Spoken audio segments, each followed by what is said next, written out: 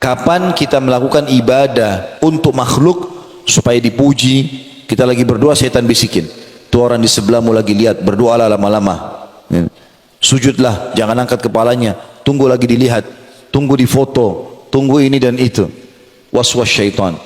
Dan ingat, semua ibadah kata ulama akan terlintas riya. Yang paling pertama syaitan lintaskan riya dulu. Karena riya ini senjata pamungkas. Kata Nabi SAW, al-yasiru minar riya syirk.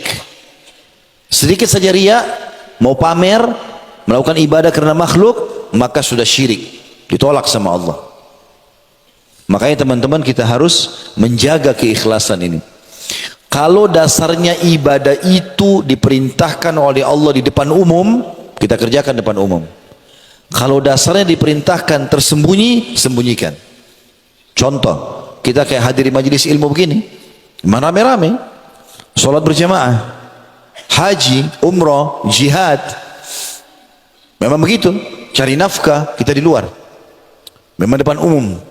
Tinggal kita kontrol niat kita ikhlas. Tapi kalau ibadah itu memang dasarnya tersembunyi, kayak sholat tahajud, sholat duha, zikir, orang tidak dengar, berdoa, jangan dipamer, jangan dibilang, jangan diperlihatkan ke orang lain. Selesai, nggak ada yang tahu. Saya berbagi di poin ini teman-teman sekalian. Abdullah bin Mubarak rahimahullah, salah satu ulama tabi'in yang masyhur dengan kesolehannya. Dia subhanallah, kalau lakukan satu ibadah, dia kebanyakan selalu tutup mukanya dengan imamah. Jadi kepalanya di imamah, ada sisa kainnya ditutup lagi wajahnya. Termasuk di kancah jihad. Satu waktu pernah pasukan muslimin berangkat untuk melawan pasukan Romawi. Di zaman beliau. Abdullah bin Mubarak ini ulama besar, ya. Maka dia berada di belakang sekali pasukan. Dan dia sengaja pakai imamah yang tebal, lalu alisnya ditutup sama dia. Dan kalau pak matanya di bawah hidungnya juga, di bawah matanya juga ditutup. Orang kalau pakai cadar atau pakai imamah seperti ini, kalau alisnya kelihatan masih bisa dikenal, oh ini si fulan. Tapi kalau ditutup alisnya, cuma bola mata, susah dikenal. Lalu dia berada di belakang sekali pasukan. Nggak ada yang tahu dia. Subhanallah, itu pasukan muslim ketemu sama pasukan kafir. Rupanya ada dari pasukan Romawi, satu orang berotot, badannya besar, memegang pedang yang sangat besar. Dan dia tunjukkan keterampilannya di depan pasukan muslimin. Banyak umat Islam yang takut menghadapi dia. Dia nantang, siapa yang mau duel? Siapa yang mau duel? Nggak ada yang maju, subhanallah. Muncullah Abdullah bin Mubarak dari belakang, tapi dia pakai tutupan muka tadi. Abdullah bin Mubarak ini badannya tidak besar, kecil. Maju, lawan orang tersebut. Terjadi duel yang sangat luar biasa hebat. Dengan beberapa gerakan saja berhasil dikalahkan dan terbunuh orang kafir ini. Yang tadinya karena kuatnya ototnya, sampai mungkin kalau ditebas dengan tebasan orang yang kekuatannya tidak banyak, maka tidak sobek kulitnya orang ini karena kekarnya. Seperti binaragawan kalau kita gitu. Tapi subhanallah Abdullah bin Mubarak bisa membunuhnya. Waktu dia mati, orang-orang pada bertakbir, Allahu Akbar, Allahu Akbar. Semangat umat Islam semangat lagi.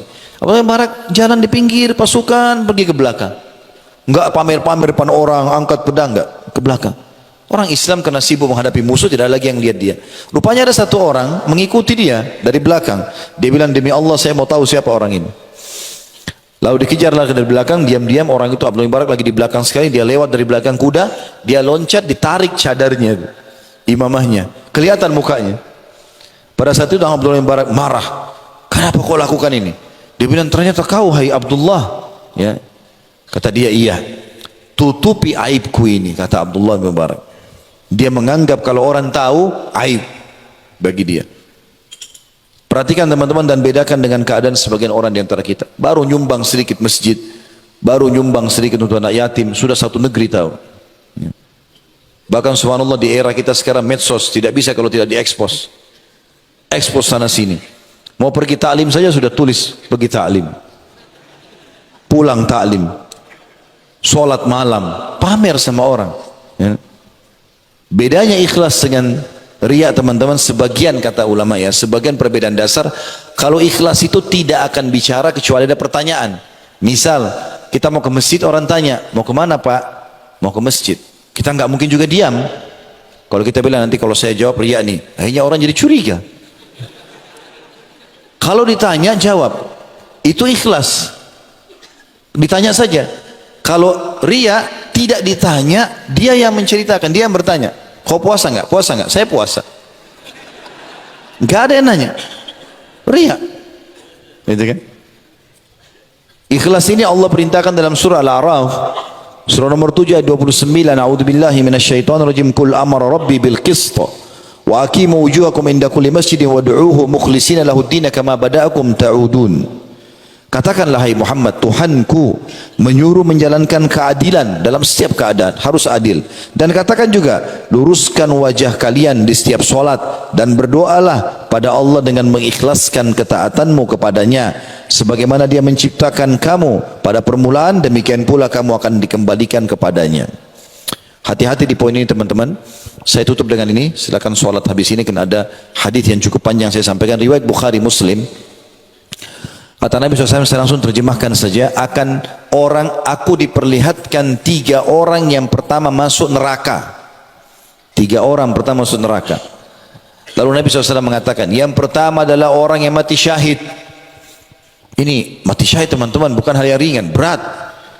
Ya, kalau kita laki-laki ini, fahami kita harus ke medan jihad, tinggalkan istri, tinggalkan pekerjaan, masuk di medan perang, bisa tangannya terputus, bisa matanya tercongkel, bisa disiksa, bisa segala macam. Iya kalau langsung mati, kalau enggak sulit untuk mendapatkan itu, dan itu pun harus ikhlas, kalau enggak jadi masalah.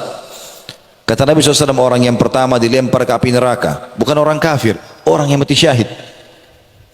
Lalu Nabi SAW jelaskan, Allah datangkan dia, kemudian Allah perlihatkan kepadanya segala macam nikmat. Dari badannya yang kekar, sifat keberaniannya, keterampilan perangnya, biaya yang dia keluarkan, segala macam.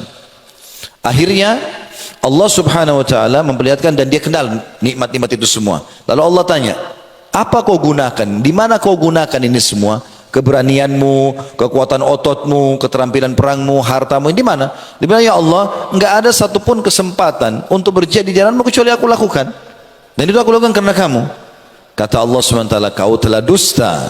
Di hari kiamat gak bisa lagi orang bohong. Kau telah dusta. Kau berperang supaya kau dikatakan seorang yang pemberani, dan sudah diucapkan. Kau sudah dapat itu pujian orang. Maka Allah memerintahkan dia, memberikan malaikat untuk menyeret wajahnya di bawah, di tanah, lalu dilempar ke api neraka. Teman-teman, pujian orang yang selama ini dikejar oleh orang ria ini hanya sepanjang lidahnya. Ini saja. Kamu hebat ya, kamu soleh ya, kamu soleha, oh kamu dermawan. Ini sepanjang lidah. Pujian orang gak membuat perut kita kenyang, gak membuat wajah kita tambah tampan, gak membuat harta kita bertambah, gak ada manfaatnya, gak buat apa-apa. Ada orang semalam suntuk sholat malam, besok pagi cerita sama teman di kantor, hilang semalam suntuk dengan 2-3 kalimatnya. Untuk apa?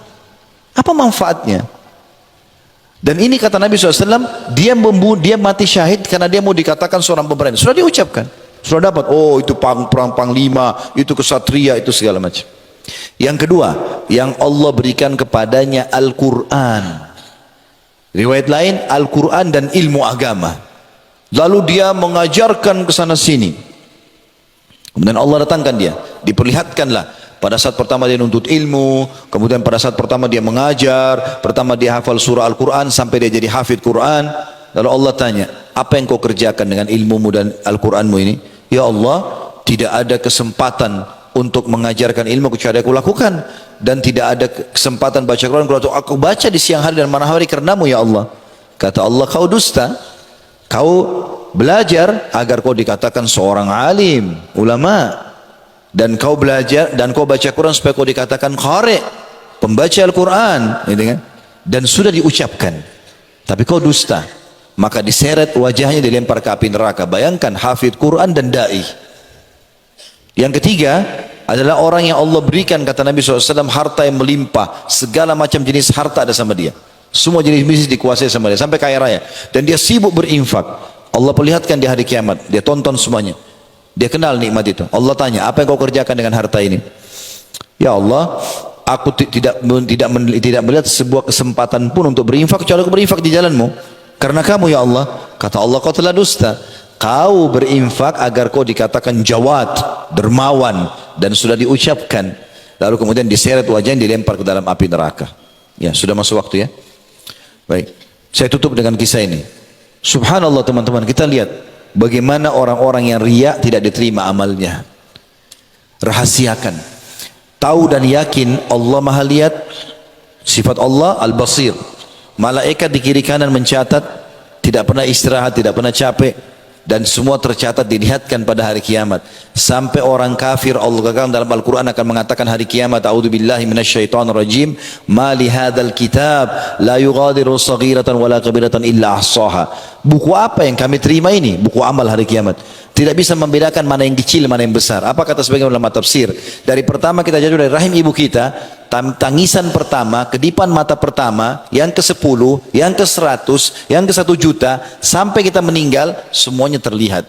Dan sebagian ulama di zaman sekarang mengatakan, jangan pernah bayangkan buku amal kita seperti buku yang biasa kita baca. Bukan begitu. Kalau di zaman sekarang, kalau tentu bapak-bapak dan ibu sekalian yang hidup umurnya di atas 25-30 tahun lah pasti sudah tahu itu. 20 tahun yang lalu, 25 tahun yang lalu tidak ada handphone. Kita masih pakai telepon rumah.